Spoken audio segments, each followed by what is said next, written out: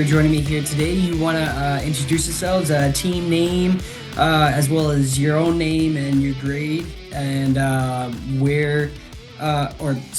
what your role is on the team.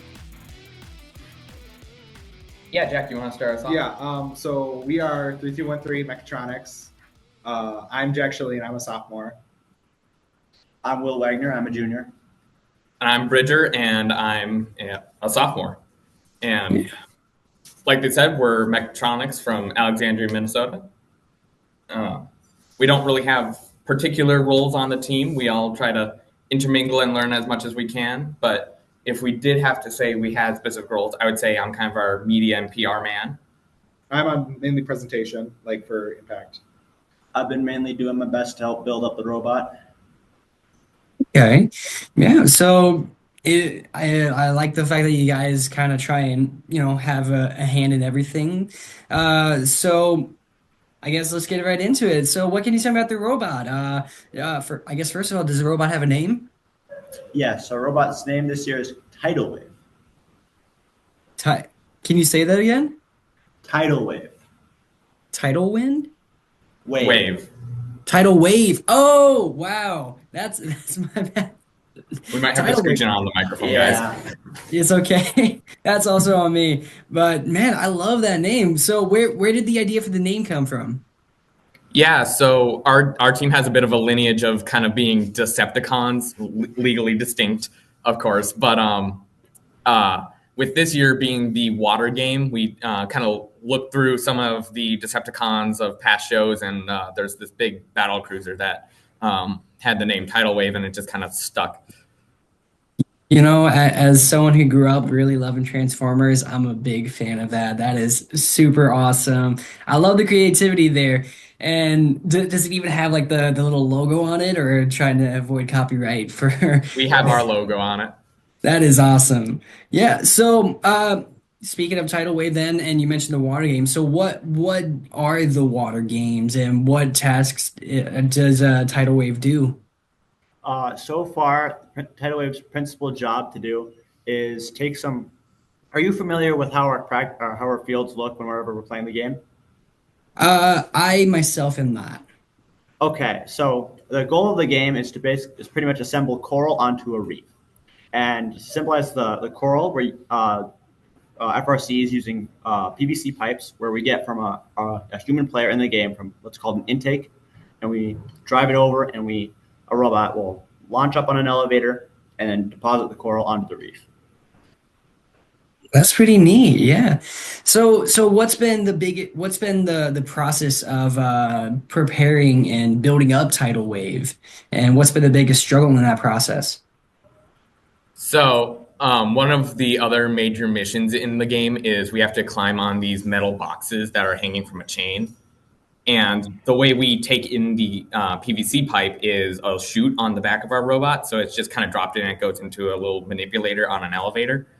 We have to make our funnel split apart to get our climbing mechanism out, which has proven a bit finicky.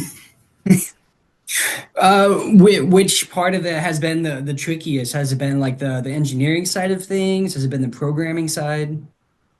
I would say it hasn't been really any specific side, but more the transition from, say, like our computer-aided design portions into our build portions. I know both on our intake for the different coral pieces and for our bumpers, various different things had to be reworked in order for it to work. Okay. Yeah. So then what's been the biggest learning experience from working on Tidal Wave? A lot of it has been like getting better at making elevators that function properly, and also building, trying to build a system that only is supposed to work once. Like our chute's only supposed to open once, right at the last 20 seconds. But it's proven that open can sometimes go wrong. Oh, what do you mean in the first 15 seconds of the match? Oh man. So it's the robot's really been giving you guys some work this year. Mm-hmm. Yeah. Yeah, we're proud to say that we will be presenting our robot on the world stage this year, but we have another Iowa regional to go and fix these final few kinks with the robot. Yeah, that's the one that's happening this weekend, correct? It is happening next Next week weekend. from Next Wednesday weekend. to Okay, Saturday. that's my bad. Yeah, so that's some exciting stuff. I mean, for one, being able to present it in Worlds, and is this the first year you were able to, or I'm guessing previous years you have?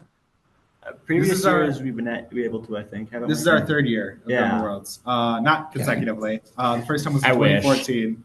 The second time was in 2019. So it's been about every 5 years. That's Although really now it's going to be cool. consecutive. Yeah, now it's going to be Nah, consecutive. we're going this year, next year, and so on. Yeah. So how big of a team do you guys have? I'm assuming it's not just you three who's working on the robot. I'm guessing you Right. have a couple more who weren't able to make it. Yeah, we're an 18-member team, which in First Robotics is what I would consider a perfect size because we get to all get to know each other. Other teams might look at us and think we're a small little podunk town team, but we're able to punch above our weight.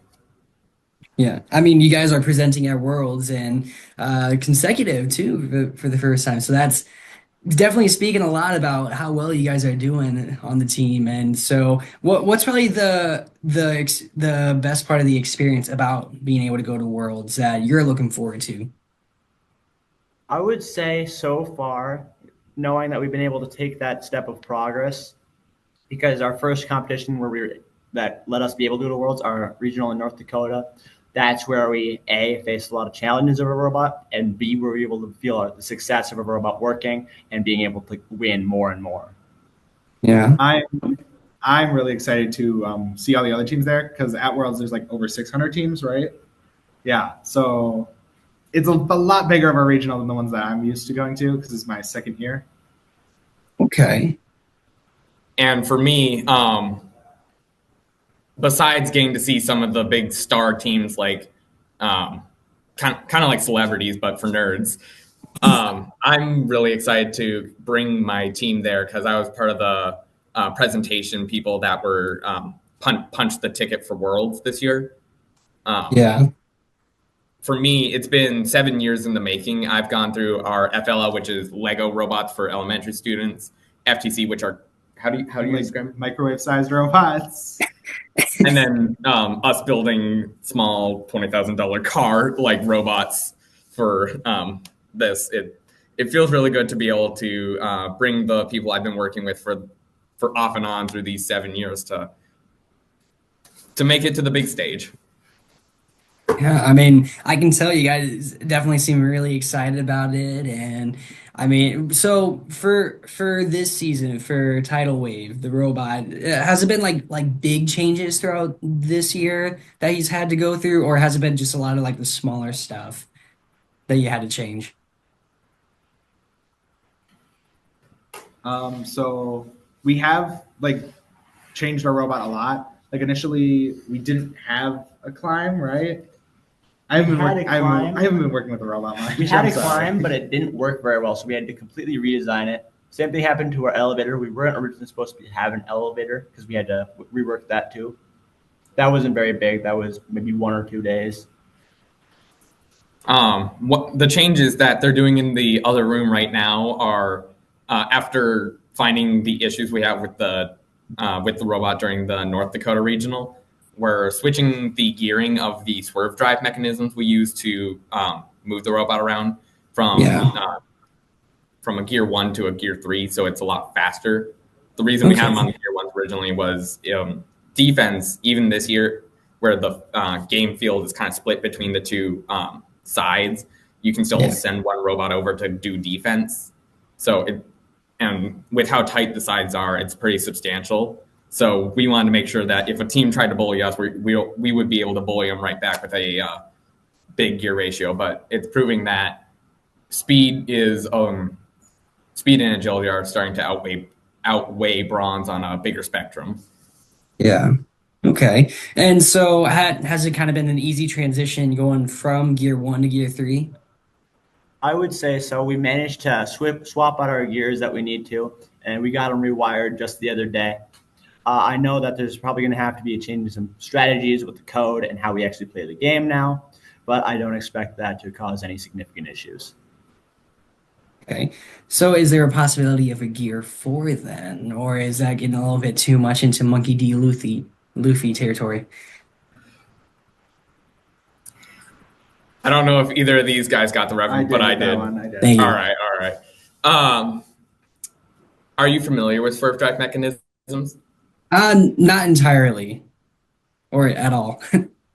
So swerve drive, if you think of the front wheels of a shopping cart, how they can turn and move at the same time, you put four Yeah. of those in the corners of your robot and make them expensive. Or I should say motorized. You could say Um, both. yeah.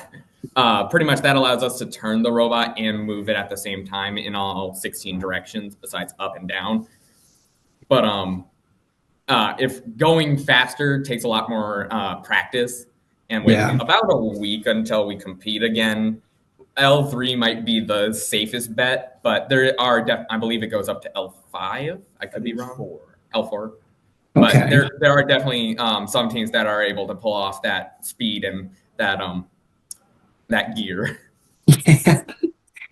So I mean, do you guys see yourselves maybe not by this next competition, of course, but like a future competition, maybe trying to get it to that next gear, or you think you're probably going to be more comfortable just sticking with Gear 3? I know right now we have a few different ideas to take us up to the next level. How effective they're going to be, I don't know. I've talked to some of our mentors here, and they've definitely been watching some of the teams that are projected to do beyond well, like number one ranked teams, number two. And we've been taking a few ideas from them. So I can see us definitely getting to that top gear very soon. Okay. Yeah. And oh, excuse me. And so then with this season, what's probably been for I guess you personally, what's been your biggest takeaway that you're hoping to carry on? Because I'm assuming, when you graduate, hey, wanting to continue doing something within robotics and engineering after high school. What's the big takeaway from this year that you want to bring into that next year? I've seen two very important things. The first one being that you can do a lot with a small size. Our robot throughout the competition have to stay within certain size requirements. And like Bridger was talking about before, not only do we have climb, we also have an elevator that will extend very high up, and we had to figure out how to fit that into a very small space. So big thing is size doesn't matter. And the second thing I would say that if you want to go really into the engineering field, a great skill to learn is probably how to work with your hands. That will definitely changed my perspective this year, made me more imaginative and creative with my solutions. Okay. All right. For me, I also do a lot of presentation and media stuff along with the hardware and whatnot. So a really big takeaway for me this year is getting to kind of blend, but yet again, also having to prioritize different parts and passions and whatnot. But I've still been able to learn an amazing amount. And especially sticking with this after graduation, I'm going to be able to go into many different fields, or I'm still kind of undecided. So this is really opening a wider spectrum for me. My biggest takeaway so far has been that, like, even if you think your team is like really tiny, you still are doing amazing things. Like, I didn't even notice until like at the regional just how well like our team was doing for our community, like for like the Impact Award, which we did win. That's our ticket to Worlds this year. Yeah. Look at that. Yeah. Because I'm also on the presentation team with Bridger. And just like we put so much into our essay and we had to cut it down to 7 minutes of talking. And even then, it was hard for us to fit it all into that because we had done so much in the past 3 to 5 years. Yeah, Even I can then, though, definitely relate to pretty that. impressive too, because there was a few days where like Jack would have been gone or Andrew would have been gone. So even then, the fact that you guys managed to do that, that's pretty incredible. Mm-hmm. I mean, like, we were pretty prepared, but me bombing the speech right before we entered the room, just full. We were practicing like 10 minutes before, and he forgot like half of his my mind lines. blanked. But like, even with setbacks like that, we're kind of the theme of the region was bouncing back, and Yeah. really we did it. What they call us, the cardiac team. Oh yeah. Oh, gee, the Would you like us cardiac to elaborate team. on? Yes, please. So for anyone who's not fully familiar with how FRC works, is you build your own robot, but then you're paired with 2 other alliance members, which are random during ranked matches. But then the top 8 teams make their own kind of like dream alliances, and then they go into a double elimination bracket. Yeah. Our alliance that we were part of, a little shout out to our partners, Ultraviolet and Chargers. We had an amazing alliance, but the first match we lost by 1 point, so we went into the lower bracket. We clawed our way through the lower bracket and made it to finals. But that second match that we played, we won by 1 point. So the announcers started calling us the cardiac team because they couldn't believe how fast our hearts were beating when they presented the score for the match. That is quite the compliment to be given. So if you guys noticed this too, but the match, our semifinal match, we got to play again the team that we originally lost to by a single point. Oh yeah. So I'm gonna go ahead and add that a few of us for hyperventilating there. Well, I mean, it sounds like you guys are having a really great season. You're having a lot of fun this season as well, which is also really great to hear. And you've mentioned the mentors for your team a couple times. How hands-on are they for the robot and for working on everything? I would definitely say they like to take, some of them like to take a hands-on role, but they definitely understand that since we're the students and we're learning, eventually going to turn this into our future career, hopefully, that we need to understand what's going on so that they'll be conversing with us while it's happening.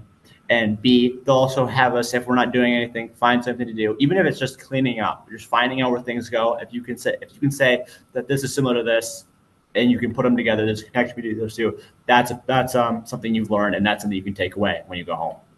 There's always something definitely to learn, and they'll, like I said, I'm part of presentation team, but if I'm not super busy with that, I'll definitely end up pulled in by one of the mentors just off. They'll like say, hey, you want to learn how this works? And it becomes this lovely like half an hour to an hour of just, oh, that's how that works. and they'll have us do it at just as much as like they might be helping out crimping wires or whatnot, but we're doing the major assembly and the hands-on learning motions. They're just kind of taking the weight of, since we're a little bit of a smaller team, they're taking the weight of the mundane, like repetitive parts, allowing us to focus on the major topics. It was the opposite for me in that scenario. I keep bothering the mentors to teach me things. I'll talk to A, like, teach me a CAD, man. There you go. Well, I mean, like I said earlier, it sounds like you guys are having a lot of fun this season. You have a really great working relationship with your mentors, and I want to wish you guys the very best of luck in this upcoming competition, not this weekend, but next weekend. And again, thank you for your time today. Yeah, thank you for your time too. Thanks for taking the time to speak with us. Who are we? 3, 3, 1, 3. At Enbridge, we're focused on relationships. 23 Canadian First Nation and Métis communities now own an equity stake in Enbridge Athabasca Pipelines. In Minnesota, Enbridge has spent $450 million and counting with Native-owned companies and in wages to tribal members working on Line 3. Every day brings new collaborations, partnerships, and possibilities. Learn more at Enbridge.com.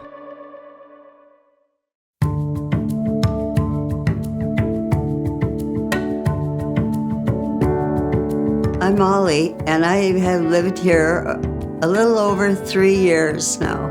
I like the open spaces here and being able to go in and out. I like the fact that I don't have stairs or elevators. I just have most everything that I need close at hand.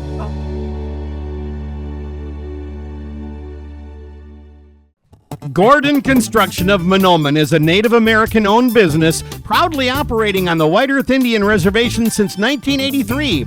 As a bonded general contractor, Gordon Construction provides years of experience in large, detailed, and within-budget projects. Gordon Construction is committed to the safety of its employees and the environment of its work sites. To learn more about Gordon Construction of Monoman, visit gcmonoman.com or call 218-935-2191. And the Your Live event, our robotics show, continues here with Mike Vogelwed of Hatton Northwood, Thunder Robotics 876. And Mike, we just finished up the Great Northern Regional, and just overall, as a member of that committee, just overall, how do you think things went? And yeah, just overall, what did you think of the event? The event went great. It started out with that forecast of the weather was the big factor. And as you know, probably Preston, and you heard a lot of teams that had to adapt, change, quick, make decisions. And I hope everybody, I haven't heard of any problems, but I hope everybody got home okay. But it just went great.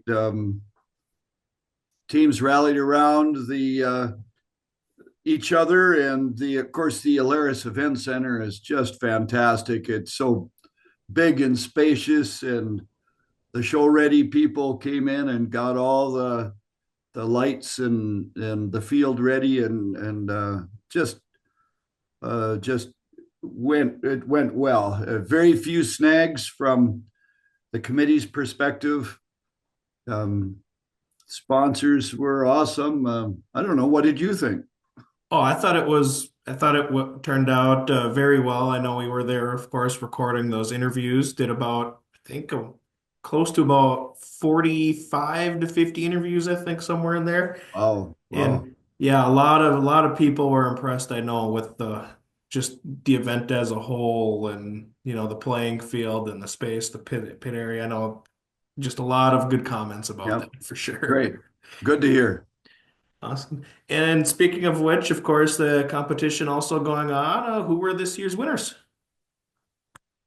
Well, the winners were us, the Toolcats from Lunundum Spicer picked us, and also the Raiders of the Lost Spark from Watertown, Minnesota.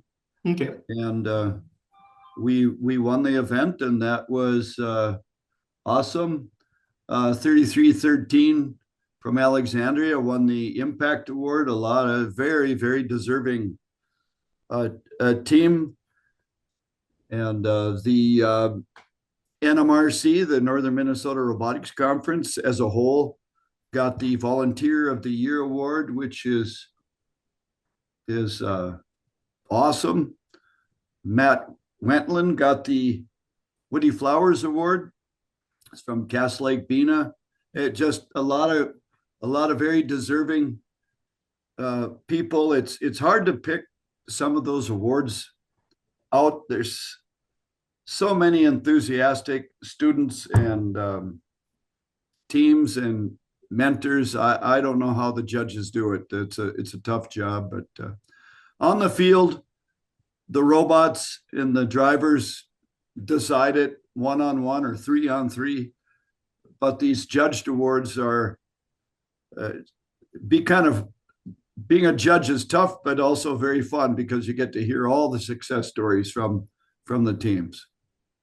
And just to kind of go back to Impact, I know you mentioned the winner for that, but what was Impact again? You just kind of want to briefly explain for our audience maybe are unfamiliar. The Impact is the most desirable and the highest award that a team can achieve in first. It's the last one given in the evening. It's above all the robot. It's what the purpose of first is really all about. It's teamwork, it's cooperation, it's outreach, it's the difference that the team makes in the lives of others, and not just in your community, but surrounding areas. And in the case of this year's winner with Alexandria's, it's one of the things they developed for handicapped people being able to participate even more is being incorporated by the entire organization of First, and it was their baby, their design. So that's really impactful. Mm-hmm. Very, very much so.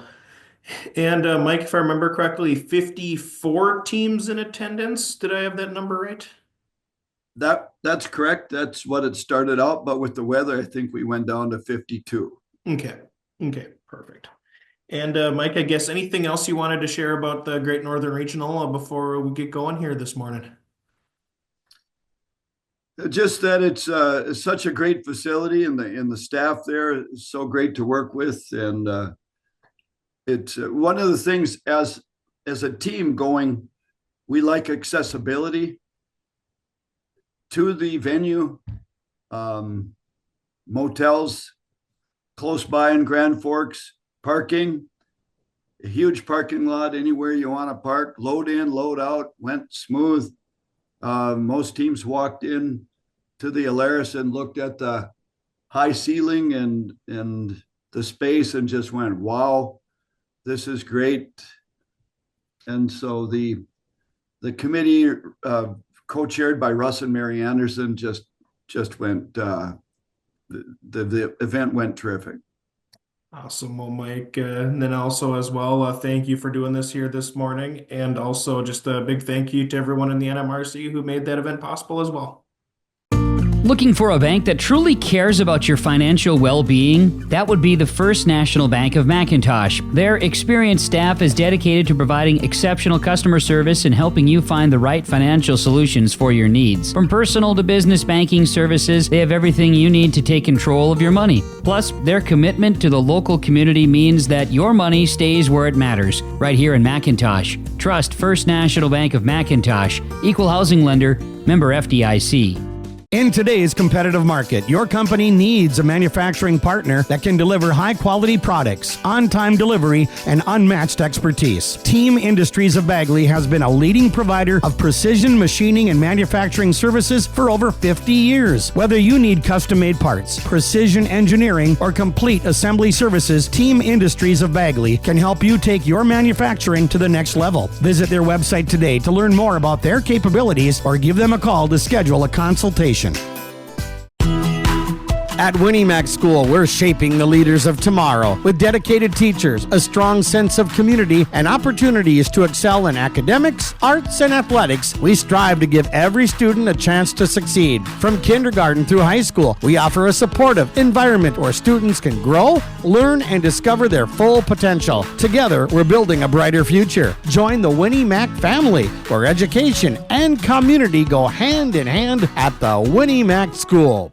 And welcome back to the YLE Robotics Show. We're talking with Team 5658 Stormbotics, Stephen Argyle. It's coach or mentor, I should say, Sean from the Stormbotics of Stephen Argyle. How are you doing today? Yeah, I'm doing good. How about yourself? Pretty good. Good. So how did the competition at Grand Forks go recently, this past week, wasn't it? It was, yes. It was a few struggles like we seem to have every year. Work out a few bugs along the way. And the scheduling with it being condensed really shortened up our practice time we're hoping for to work a few of those bugs out. So it was a bit of a struggle for us, but I'd say by the end of the competition, we were feeling pretty good about what we could do with our robot. So has there been any like major hurdles or bumps you guys have had to try to get through this season so far? Oh yeah, it's typical every year. Programming just kills us. We don't have any mentors that are versed in programming, so our students are trying to learn it on their own, and it's a struggle, and it always has been. And I'd say for not having too much leadership in the mentoring side, our kids do pretty good for picking it up, and I got to thank all the teams that stepped up and helped us too. We did have a lot of help from outside. And appreciate the other teams giving us their time. How long have you been a mentor now for the Stormbotics? Oh, that's a good question. I want to say 13 years now, I think I'm going on. What has been your favorite part about being a mentor for the Stormbotics? Just being able a chance to work with all our students and having a chance to show them some of the things that I've learned over the years, and just sharing some of my knowledge and things. It's been fun to work with them. So, what is like some of your favorite things that you guys do at competition? Like, what's your favorite part about competition? Just competition in general. I just like to compete. It's fun to see all the work we've done and see how it actually performs. And when it does well, it's exciting that our ideas are working out for us and we can do what we expected it to do. What were some of the goals going into Grand Forks last week that you guys wanted to accomplish, or maybe you did accomplish? Our goal is just to get a programming side, so we had a robot that actually did something.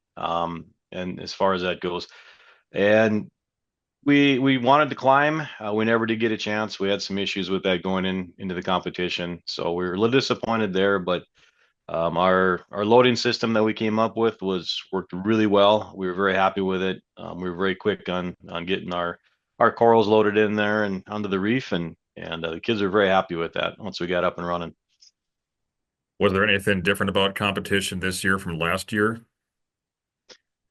Other than the condensed schedule, it really put a damper on our practice matches we were hoping for and things like that. Other than that, I don't know there's really a whole lot of difference.